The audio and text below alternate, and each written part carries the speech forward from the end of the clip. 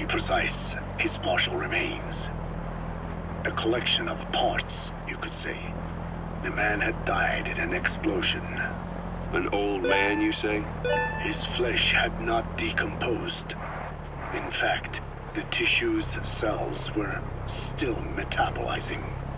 The parasite had infected, or should I say assimilated with, the tissues, and was keeping them alive. I became obsessed with studying the body parts, foregoing food and even sleep. Every day was filled with new discoveries.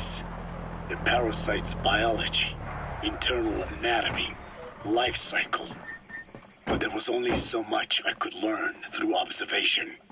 And so I made a decision. To truly know the parasites, I had to live with them. So, you implanted them inside you from the dead man's flesh? Correct. It was quite a gamble, whether or not they would adapt to me. But fortunately, it appears I was compatible with them. Or perhaps, through my many years of research, my immune system learned to tolerate them. Were they that body's only parasite? Yes.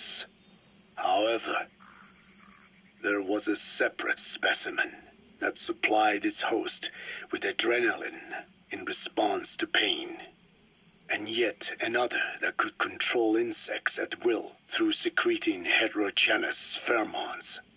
I wanted exposure to them, to take them into me, but my wishes were denied. Their records, though, provided clues that helped advance my research. Would you care to join me? A life spent never worrying about food is a most wonderful one. I think I'll pass. But thanks. This has been helpful.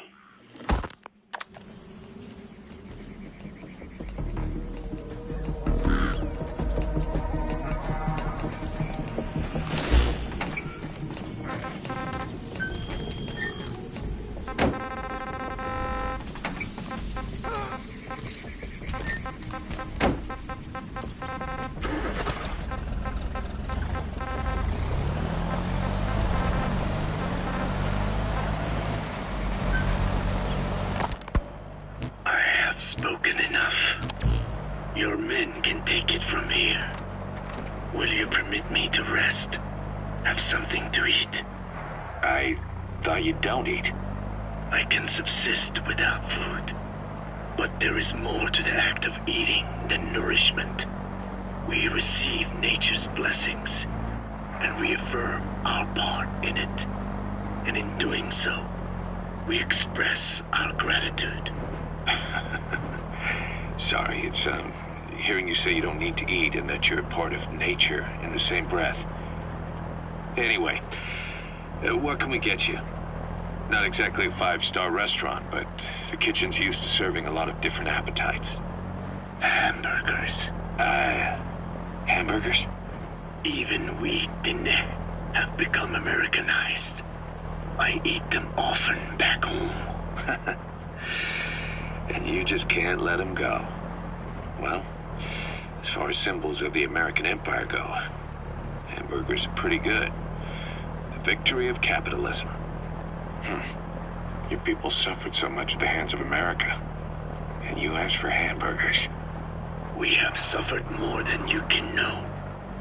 But I do not see hamburgers as an accomplice. A single dish, providing a balanced helping of nature's blessings. Meat, grain, and vegetable. How could anyone hate such a magnificent thing? Says the guy who can survive on photosynthesis. Balance has nothing to do with it. You just like a good burger. That is also true. Be warned, though. I have very high standards. Don't worry. I do too. All right, then. One good old-fashioned all-American icon coming up. I look forward to it.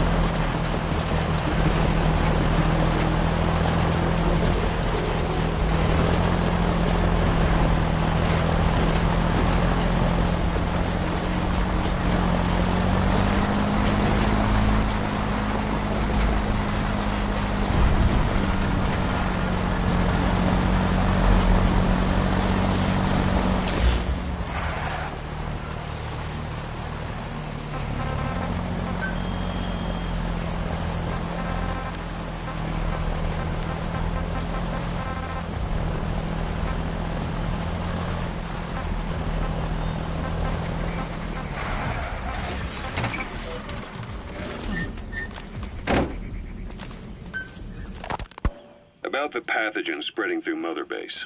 You've seen everything we've got on the outbreak. What's your opinion? Textbook symptoms of vocal cord parasite infestation. And judging from this casualty list, it is the Kikongo strain, meaning a breed of parasite that triggers symptoms upon detecting pronunciation specific to Kikongo. So our Kikongo-speaking staff are at risk? Quite so. He's right. All the victims do speak Kikongo.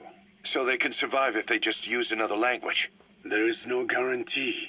You're only dealing with the Kikongo strain. Other language strains may be present. You well know he was teaching them languages from all over the world. The Devil's House. Nzoya Badia Bulu. There is no way to know how many strains he has at his disposal. So how do we keep them from becoming symptomatic? You mentioned using microbes. Use this. A type of Wolbachia, introduced to a sample of the parasite. Wolbachia? A parasitic bacteria that colonizes the parasites, turning male to female and preventing copulation. You must cultivate more. What have you done with the infected bodies? Cremated to stop the spread of infection, but we did keep a few for study. Good. Take this sample, grind it to a pulp, and introduce it to the larvae now nesting in the dead. The Wolbachia will multiply rapidly within those larvae. They're soldiers, not some petri dish. Conventional cultivation methods will take too long. Extract the Wolbachia from those larvae and vaccinate your men. Kikongo speakers first. This is the fastest, surest way. No one is to speak a word of Kikongo until the Wolbachia are safely inside them. I will instruct your medical staff in detail on site. You have the appropriate facilities. Yes, but do not worry. I made a pact with your Bede Holone on the honor of the Dene. I speak no lies. Keep an eye on him. Will do. Follow me. I'll take you to the medical team. Now, we must wait for the Wolbachia to multiply in the larvae. How is the disease transmitted? If it's carried by insects or rodents, then... There is no intermediate host. So... The vocal cord parasites lay their eggs in the larynx of the host. Most hatch and migrate to the lungs, but some are transported to the mouth through ciliary movement, mixing in with saliva. Saliva. Droplet transmission. Sneezing, coughing. Any food or water containing infected saliva. It would spread fast. Indeed. And when the larvae migrate to the lungs, symptoms can resemble the early stages of a cold, making it easy to infect others. Meaning a simple conversation would be enough to pass it on. All right, so what happens after the larvae migrate to the lungs? It is as I said before.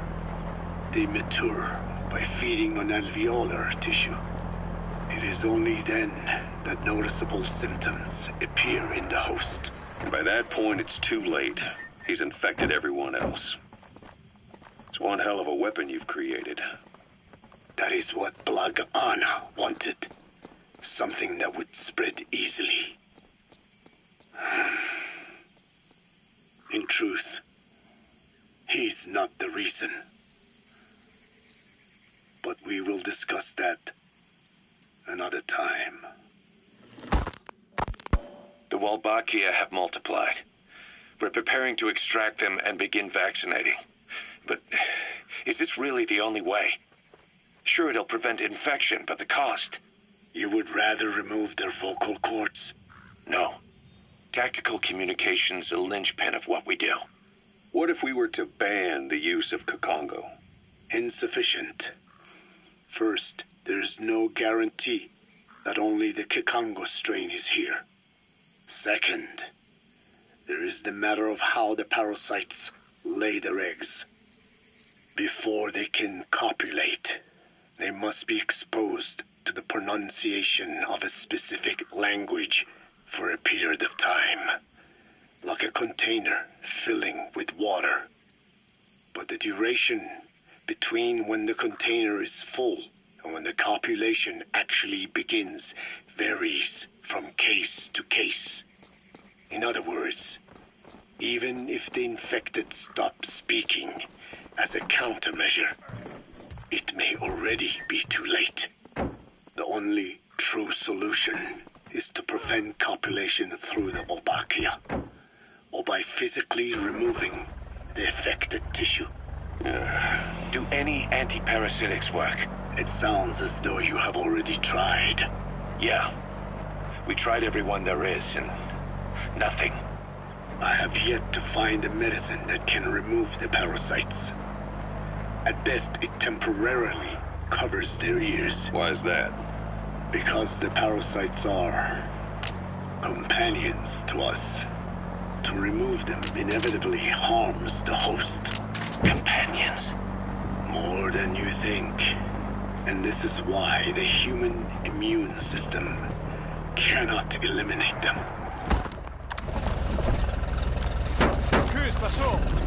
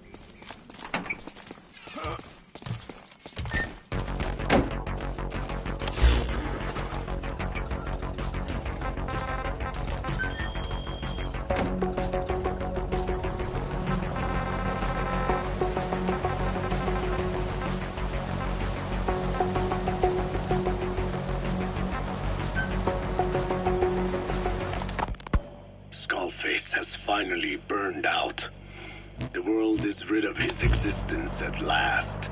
Was he still alive? You could say that. But you could also say he'd been dead for decades. What's that supposed to mean? Biologically speaking, it's hard to say how much was his life. Side effects from the treatment? No, the primary effect. Keeping a dying host alive as long as possible. That is the whole point. But in the end, he grew too dependent on his children. As if he had any other way to keep on living. He first underwent parasite therapy before the Soviet Union became his home. His body was horribly burned. Fire washed across his thin young frame and stole his skin and his throat, even his lungs. Only through repeated therapies could the parasites keep him alive. Most of his life became something the parasites gave to him. And then he lost the ability to die. That is correct. The parasites live on past the host's death, still aiding cell composition. At that stage, there is no way to extract them from the host cells. There is no way of knowing when the last cell of Skullface's body would die. The only choice was to burn the whole thing. And his children, along with it. And I am one to talk. When my life is snuffed out, I expect you to treat my body the same way. And when I burn, I will truly be one with my children for the first time. You say there were 3 English vocal parasites. According to Skullface, yeah. Skullface had 2 of the English strain with him. You burned both of them. There was an oil fire. I tossed him in. So that just leaves 1. And you tell me Skullface said he used it. He said it was very close to me. Very close. One of your comrades. Or someone ordered to kill you. Or he could have been speaking metaphorically. Metaphorically? Close to your spirit. Close to your heart. Someone who either loves you or despises you. The second one makes a long list. Whichever it is, act with caution. Skullface implanted someone with the English language strain. Who it is irrelevant. Why? I tell you what Skullface really meant. Very close to you means you will be exposed. All the infected here have been given the Wolbachia. Even if the vocal cord parasites infect them now, they cannot reproduce. But if there's a different host among us, host to the English strain. If that were the case, we'd see the symptoms. What about the non-English speakers? We have plenty of those, but the staff use English as a common language. But if that someone has not spoken English yet, and begins to speak it now... Roger. There'd be another outbreak. The final mating pair of the English strain must be found immediately. Skullface is gone, but his threat still remains. On this base, do you see what the final mating pair is? With him dead, those parasites are the stain he wished to leave upon the world. His thirst for vengeance. In the flesh. Think. This is Pequod. Does anyone here bear a grudge against you? Who would target you specifically? The ethnic cleansers that Code Talker mentioned, they weren't Skullface's true goal. All we have is circumstantial evidence, but here's my theory. It was Cypher who started developing the vocal cord parasites as bioweapons, parasitic weapons, and Africa was the testing ground for them.